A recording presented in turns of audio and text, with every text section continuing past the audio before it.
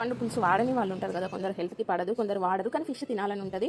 అలాంటి వాళ్ళు ఊరికే ఫ్రై ఏం తింటారు, ఫ్రై కూడా నచ్చని వాళ్ళు కూడా ఉంటారు కొందరు. అలాంటి వాళ్ళు ఇలా గ్రేవీగా ఒకసారి ట్రై చేయండి, చాలా బాగుంటుంది. ఫిషెస్ని కొంచెం మసాలా పట్టించి ఫ్రై చేసి పక్కన పెట్టుకోవాలి. తర్వాత పచ్చిమిర్చి, కొత్తిమీర, ఇదేమో నేను 2 ఆనియన్స్ తీసుకొని గ్యాస్ స్టవ్ మీద కాల్ చేసి ఇలా పేస్ట్ చేసి పక్కన పెట్టుకున్నా. ఇప్పుడు చూద్దాం ఎలా చేయాలో. కొత్తిమీర, పచ్చిమిర్చి, అల్లం వెల్లుల్లి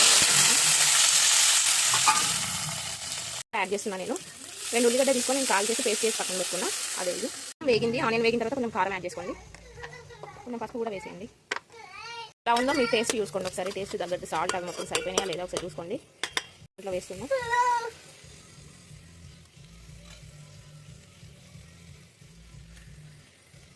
ముక్కలకి పట్టేలా కలిపేసుకోండి. 1 స్పూన్ ధనియాల పౌడర్ యాడ్ చేస్తున్నాను నేను. చితికిపోతాయి కాబట్టి మనం మెల్లగా కలిపేసుకోవాలి. వీటిని మెల్లగా తీసి టర్న్ చేసుకోండి. ఒక 5 మినిట్స్ అలా ఉడకనివ్వండి. ఇప్పుడు నేను లెమన్ యాడ్ చేస్తున్నాను. లెమన్ వల్ల కొంచెం టేస్ట్ బాగుంటుంది అన్నమాట. మీరు ఉంటే యాడ్ చేసుకోండి, లేకపోతే లేదు, కానీ బాగుంటుంది లెమన్ యాడ్ చేస్తే. చింతపండు తినని వాళ్ళు ఒకసారి ఇలా ట్రై చేసి చూడండి. గ్రేవీ లాగా కావాలి, ఫిష్ ఫ్రై అనే కాకుండా అనేవాళ్ళు ఒకసారి ఈ మెథడ్ ట్రై చేయండి, చాలా బాగుంటుంది. ప్లీజ్ లైక్ చేయండి, సబ్స్క్రైబ్ చేయండి. గ్రేవీయే మంచి మనం కలుపుకొని తినేసేయచ్చు. చింతపండు అవసరం లేకుండా ఇలా గ్రేవీగా మీరు కూడా ఒకసారి ట్రై చేయండి, చాలా బాగుంటుంది.